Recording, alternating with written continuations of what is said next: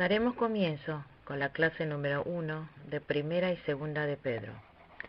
Soy el profesor Chong-Su Lee, encargado de dar las clases de Primera y Segunda de Pedro.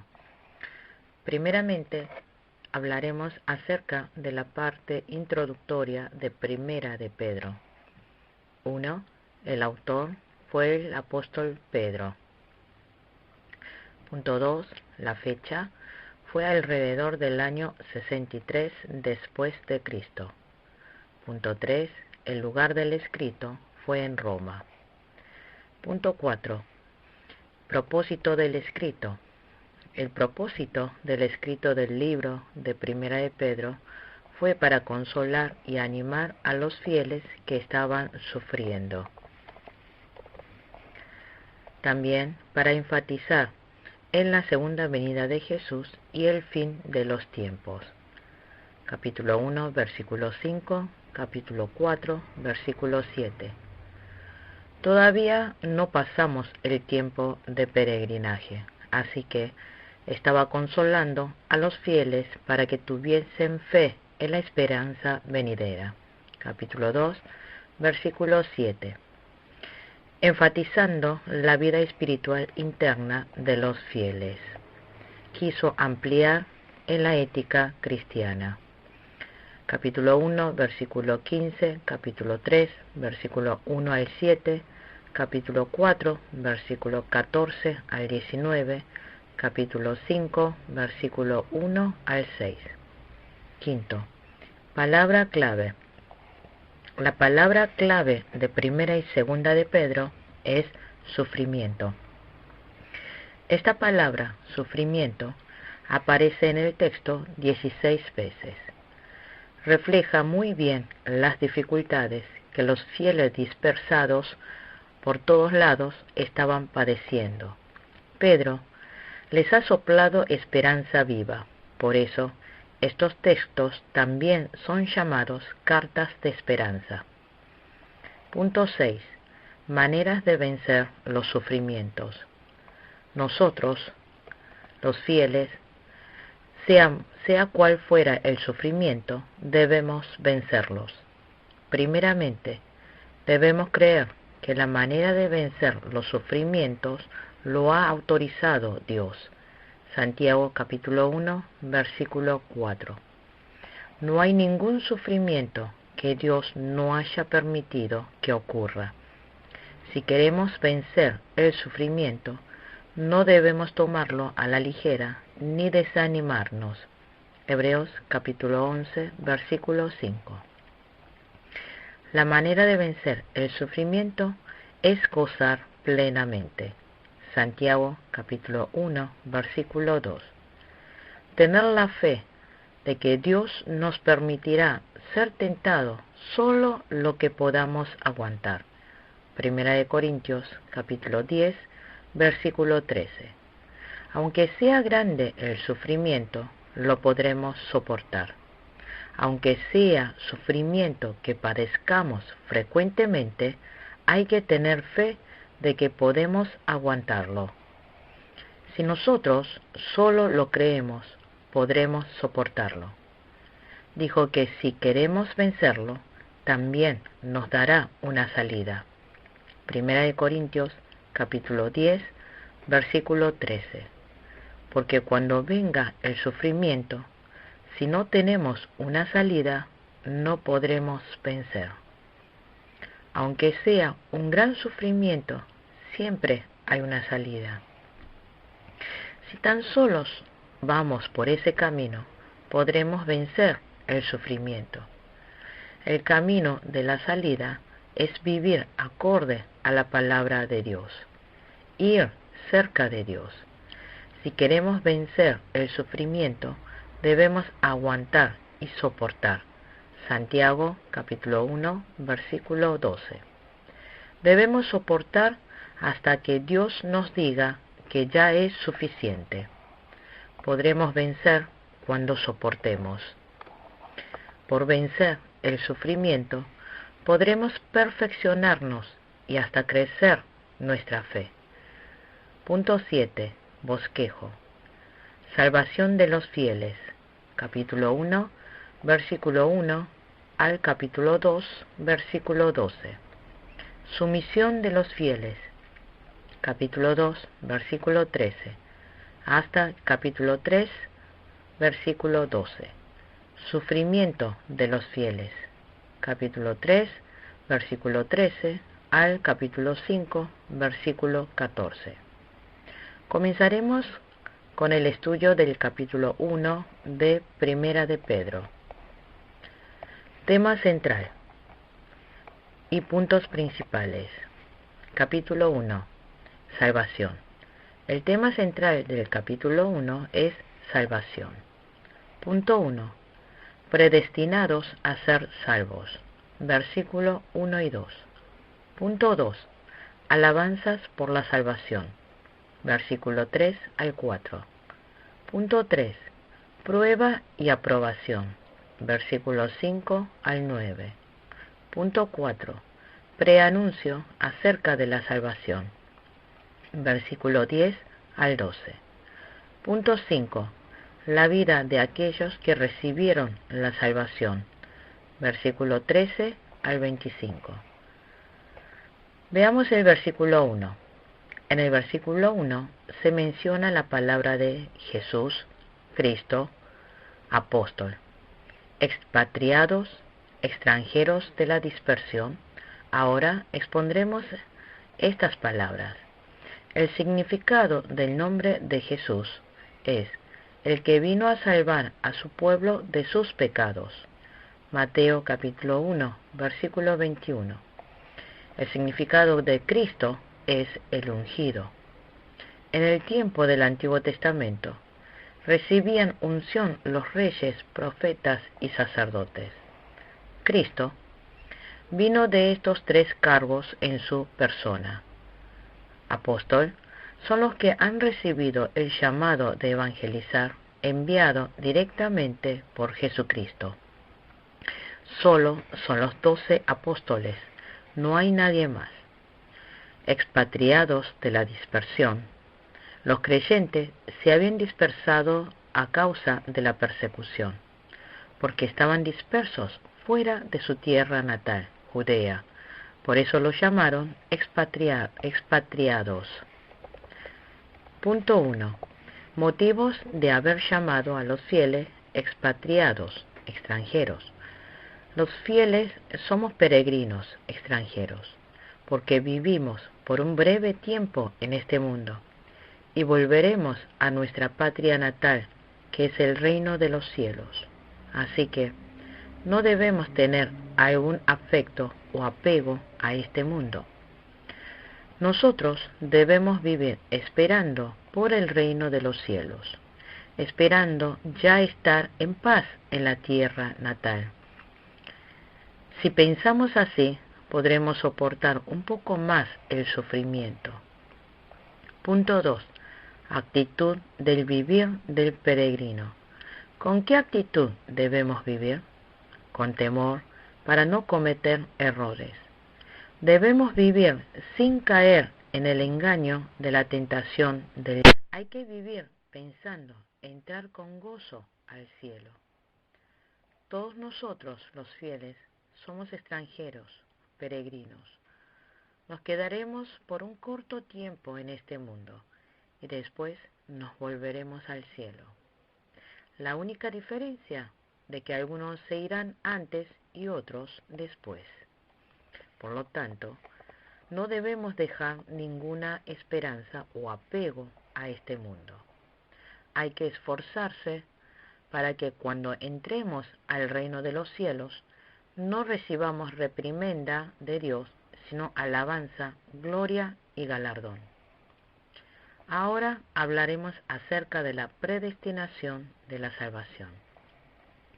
Versículo 2.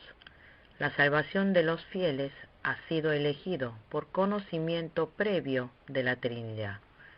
En este versículo dice, según la presciencia de Dios Padre, ser rociados con la sangre de Jesucristo. Dice que el Espíritu Santo santifica y hace que obedezca. el Dios Padre predestinó salvarnos. Jesús, el Dios Hijo, previno derramar su sangre. Dios Espíritu Santo nos hace creer, obedecer y santificar. Versículo 2, leamos. Elegidos según la presciencia de Dios Padre en santificación del Espíritu. Amós capítulo 3, versículo 2 dice, a vosotros solamente he conocido de todas las familias de la tierra. Esto significa que los he amado solamente a vosotros. Cuando Dios elige a un fiel, no lo hace por sus buenas obras o por méritos, sino por su amor incondicional. Existen dos doctrinas. Una es la doctrina de la previa predestinación y el otro es la predestinación previa. ¿Qué es la presciencia de la predestinación? La previa predestinación es, punto 1, es la doctrina que afirman los arminianos, elección condicionada.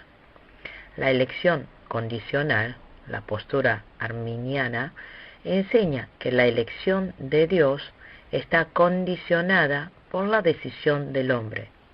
Dado que Dios es omnisciente, Él ya sabía desde antes de la fundación del hombre quién le iba a seguir y quién le iba a negar. Por consiguiente, Dios determinó salvar o elegir a todos aquellos que iban a obedecerle. En otras palabras, Dios eligió a aquellos que le iban a elegir a Él. Esto quiere decir que la decisión del hombre es el factor determinante en cuanto a la elección de Dios. Significa que la persona que nace en este mundo creerá en Jesucristo. Dios, ya sabiendo de antemano que creerá, escoge a esa persona. Punto 2. Hablamos de la problemática. Si afirman de esta manera, tiene una complicación. El problema es que la salvación depende de la obra del hombre y se menosprecia la soberanía de Dios. Punto 3. En conclusión, la idea presciencia de la predestinación no va acorde a los principios de la Biblia. Es una ideología humanista, así que es una afirmación errónea. Entonces, ¿qué es la doctrina de predestinación? Es la afirmación de Calvino, elección incondicional, que Dios predestinó salvar desde antes de la creación y dio la fe como regalo para que crea en Jesús. Solo creer en Jesús como su Salvador los que han sido elegidos por Dios. Todos los que son elegidos creen en Jesús como su Salvador. Primera de Juan, capítulo 5, versículo 1. Hay que saber si uno es del pueblo elegido o no.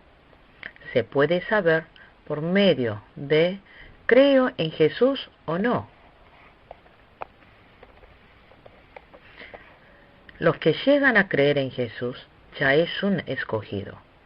Solo los que han recibido la fe como regalo pueden creer en Jesús como Salvador. Nosotros creemos en Jesús con la fe. Esta fe es regalo de Dios. Creyendo todos los que estaban destinados a la vida eterna. Hechos capítulo 13, versículo 48. Así que la salvación está en la elección de Dios, en su soberanía. Punto 2. En conclusión, la predestinación, presciencia previa o preestablecida es bíblica y teocéntrica.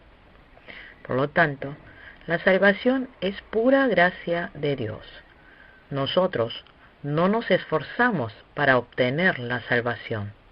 Tampoco Dios nos salvó sabiendo de antemano que íbamos a creer. Creemos y recibimos salvación porque Dios nos escogió antes de la creación. Así que la salvación es gracia de Dios. Hay que estar siempre agradecidos por esta gracia. Ahora hablaremos acerca de la heredad que Dios nos da. Versículo 3 al 5. Gran herencia que Dios nos da.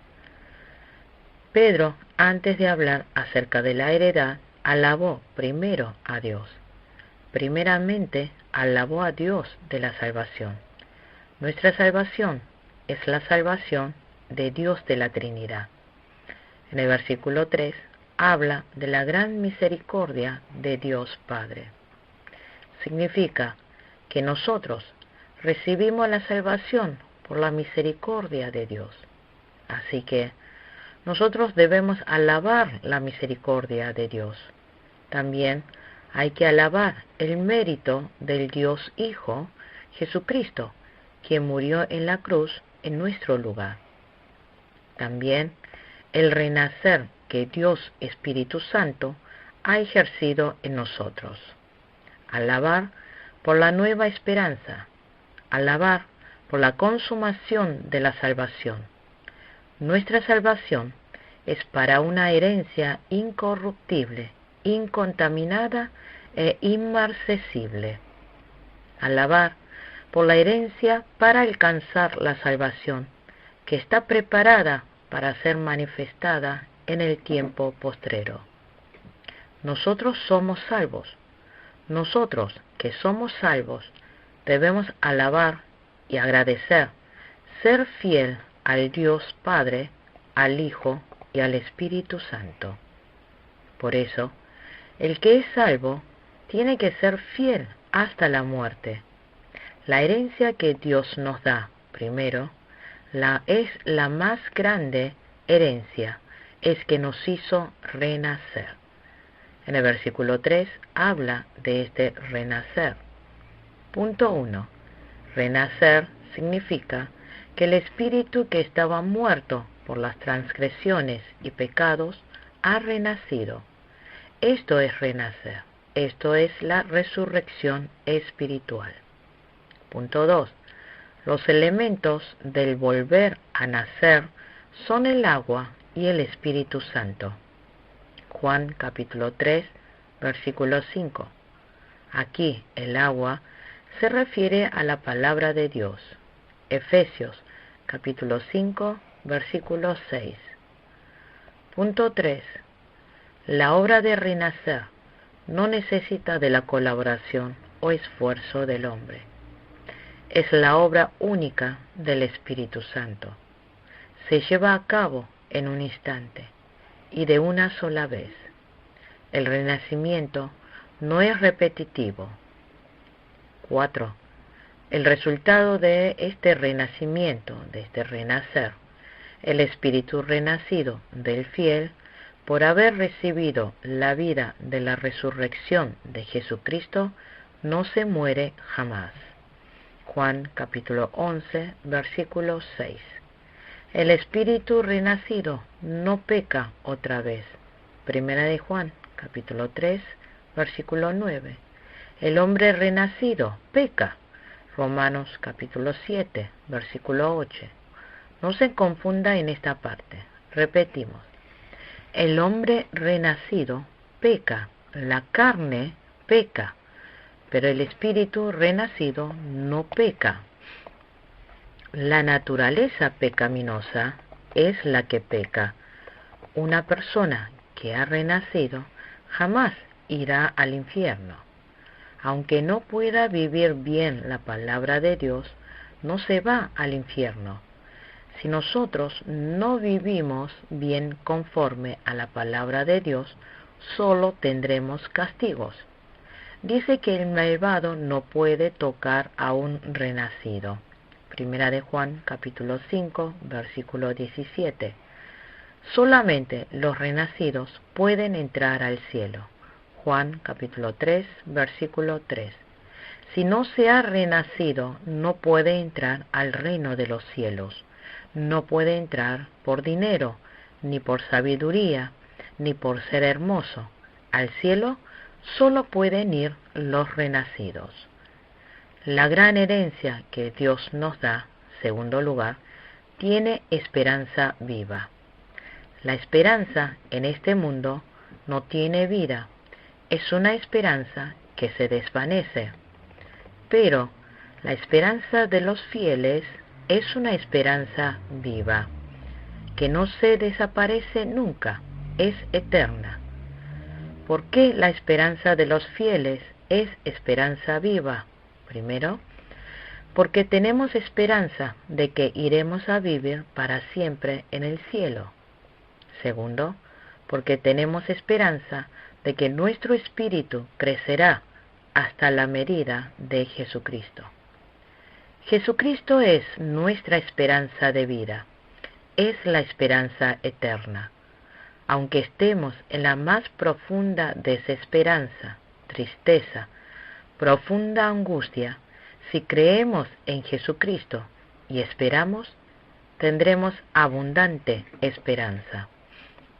Si tan solo tenemos esta esperanza, podremos vencer cualquier clase de sufrimiento. La gran heredad que Dios nos da, en tercer lugar, nos da la heredad celestial. La heredad de este mundo es corruptible, contaminada y marchitable. Será robada y oxidada, terminaría desapareciendo. Pero la heredad de los fieles se encuentra en el reino de los cielos. Filipenses capítulo 3, versículo 20.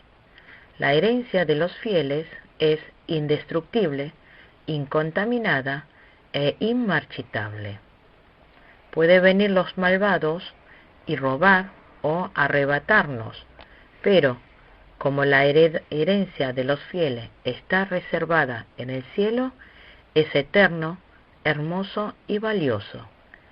La herencia reservada en el cielo, primero, es incorruptible, incontaminada e inmarcesible. Como nuestra herencia está reservada en el cielo, no cambia, no se contamina, no se marchita. En segundo lugar, tampoco hay peligro de perderlo, está muy bien guardado. Tercero, se lo dará sin falta a los fieles. Ahora hablaremos acerca de la prueba y aprobación. Versículos 5 al 9, Dios prueba a los fieles. Las pruebas son para fortalecer el carácter de los fieles, para darle al final la bendición. ¿Qué debemos hacer cuando estemos en prueba? Primero, alegrarse por las pruebas. El versículo 6 dice, motivo de gran alegría, a pesar de que hasta ahora han tenido que sufrir diversas pruebas. Cuando nos sobreviene la prueba, esta es grande y la persona débil, y como no podemos enfrentarla por la fuerza, nos afligiremos por un momento. Pero si nosotros confiamos en Dios completamente, Dios nos ayuda con su fuerza para poder vencer todas las pruebas. Cuando salimos aprobados, habrá gozo. ¿Qué clase de gozo? Primero, el gozo de que el Espíritu vive. Si perdemos en la prueba, el Espíritu no puede crecer. Cuando vencemos la prueba, crece nuestro Espíritu. Nos vamos asemejando a Jesús. Segundo, hay gozo porque crece la capacidad espiritual. Si viene la prueba, se obliga a orar. Si ora, puede investirse del poder de Dios, y después de que haya pasado la prueba, no se nos arrebata ese poder. Ese poder se vuelve su capacidad. Por eso, si vence la prueba, como crece la capacidad espiritual, hay gozo. Tercero, hay gozo porque ha crecido la heredad del reino de los cielos. El gozo será pequeño si se ha vencido pequeña prueba. Si ha vencido gran prueba, habrá gran gozo. Si cada tanto vence la prueba, cada tanto tendrá gozo. Pero si continuamente vamos venciendo la prueba, continuamente tendremos gozo. La voluntad de Dios es que sigamos venciendo continuamente la prueba. Dios no se contenta del que pierde la prueba. Nosotros debemos con firmeza vencer la prueba. Venciendo la prueba, podremos alegrar a Dios. Nosotros podremos gozar de la alegría. También podremos alegrar a otro. Segunda parte de prueba y aprobación que lleva a la formación del carácter. Hay que recibir el desafío con fe. Hay que salir aprobado con fe. La fe que no ha salido aprobado no será una fe fuerte. La fe que no ha salido aprobado no podrá triunfar. Por eso, la fe tiene que ser probado. En primer lugar, la fe que pasa por prueba de fuego se fortalece. Nuestra fe tiene que recibir la prueba.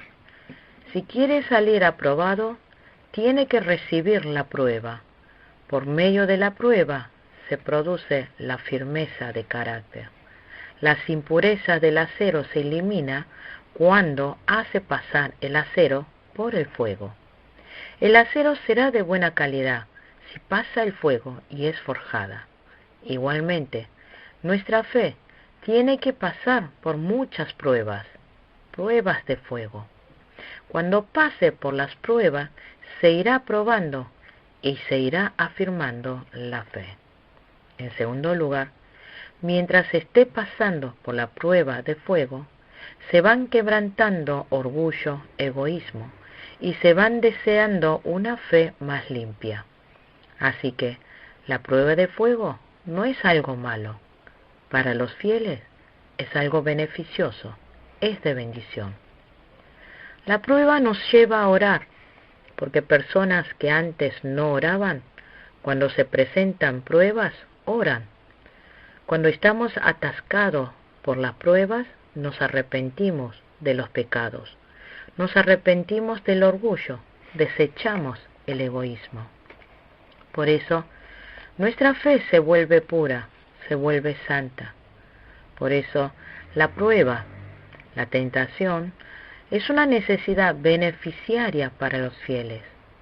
Si lo pensamos y actuamos así, podremos vencer cualquier tipo de pruebas. Tercero, cuando venga la prueba de fuego, no debemos enorgullecernos ni desanimarnos. Si nos quejamos y desanimamos, ya habremos fracasado y no habrá ganancia. Cuando vienen pruebas, tendemos a quejarnos fácilmente. Nos quejamos fácilmente de los padres, de los líderes, del marido, de la esposa. Aquel que ya ha quejado, ya ha fracasado en la prueba. Ya no hay ningún beneficio. Tercero, en el tema de prueba, la fe que es probada tiene una alegría gloriosa. Si nuestra fe es probada y aprobada, hay gloria y alegría. ¿Qué clase de alegría hay? Primero, alegría espiritual. Cuando se vence la prueba, hay alegría. Punto 2. Hay gozo que mora en el amor de Cristo. Si nosotros vencemos la prueba, permaneceremos en el amor de Cristo. Si nosotros no podemos vencer la prueba, no podemos permanecer en el amor de Cristo. Odiar a otros es no haber vencido la prueba. Está fuera del amor de Cristo. Pero el que está en su amor vence la prueba. Esto es permanecer en el amor de Cristo. Tercero, hay gozo por el crecimiento del Espíritu por haber obedecido la palabra. Cuando estemos en prueba, debemos cumplir con la palabra. Cuando nos diga que amemos a nuestros enemigos, debemos amarlo. Esto es cumplir con la palabra. Si cumplimos con la palabra, crecerá nuestro espíritu. Cuando crece nuestro espíritu, hay gozo. Así que, si no cumplimos con la palabra, no podrá crecer nuestro espíritu. Si nuestra vida espiritual no crece, será más de preocupación. Será de preocupación para Dios, para uno mismo y también para otros. Cuarto, hay gozo cuando cumplimos. Cuarto, hay gozo cuando cumplimos la voluntad del Señor. Cuando venga la prueba, hay que ser paciente y cumplir con la palabra de Dios. Cuando hagamos así, se irá cumpliendo la obra de Dios. Hay gozo cuando vamos cumpliendo la voluntad de Dios. Ahora hablemos acerca de la gracia destinada de la salvación de los fieles. Versículos 10 al 12. Hay salvación que Dios derramó sobre nosotros. ¿Qué es la salvación? En primer lugar, no se hizo de un día al otro, de repente. En el versículo 10 habla acerca de esta salvación. Dice, en segundo lugar, los profetas que profetizaron de la gracia destinada a ustedes inquirieron y diligentemente indagaron acerca de esta salvación. 3. Antes de que Jesús viniera encarnado en cuerpo mortal a este mundo, obró con su espíritu la obra salvadora. 1 Corintios capítulo 10, versículo 4. Punto 4. Fue anunciado por los profetas de antemano los sufrimientos de Cristo, la resurrección y la ascensión, y el sentarse a la derecha de Dios y recibir la gloria. Nuestra salvación no ocurrió repentinamente, sino ha sido escudriñado y dado testimonio por los profetas. Y Jesucristo, viniendo al mundo, dio cumplimiento de estas palabras. Quinto, los profetas se alegraron solo viendo de lejos y teniendo esperanza, sin poder participar del tiempo de Cristo. Hubo muchos profetas que vivieron por fe. Ellos no habían visto a Cristo, pero se alegraron de la esperanza de Jesucristo. Ellos no pudieron participar del tiempo del Nuevo Testamento, el tiempo de Jesús, pero hoy en día nosotros sí llegamos a participar. Punto 6. Hoy en día, porque alguien anunció el Evangelio, pudo llegar a nosotros y llegamos a creer. La salvación se obtiene de creer en el Evangelio. Este Evangelio nos ha sido anunciado. Nosotros creemos en esas palabras y recibimos la salvación. El Espíritu Santo obra tanto en el que anuncia como en el que cree.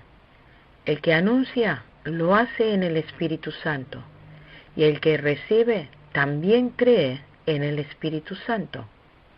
Sin el Espíritu Santo no se puede creer en Jesús.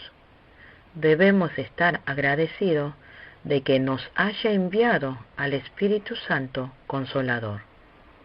Nosotros recibimos la salvación por fe, y Dios envió a alguien para que anuncie su palabra, para que creamos.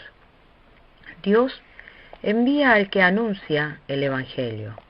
Él ha anunciado el Evangelio. Nosotros escuchamos ese Evangelio y al creer recibimos la salvación.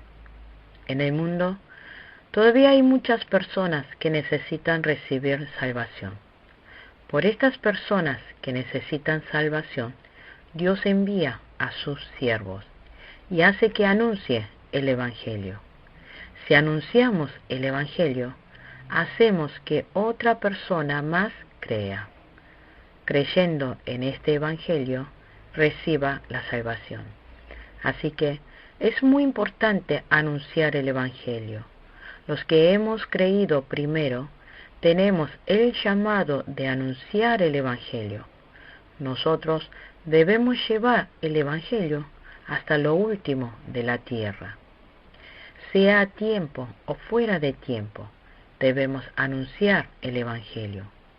Si tan solo nosotros anunciamos el Evangelio, el que tiene que ser salvo se salvará.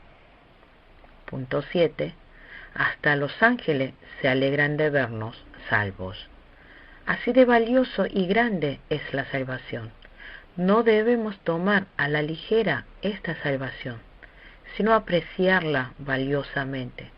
Debemos vivir agradeciendo y entregar la vida para anunciar este Evangelio hasta lo último de la tierra. Concluimos con la clase número 1 de Primera y Segunda de Pedro. Muchas gracias.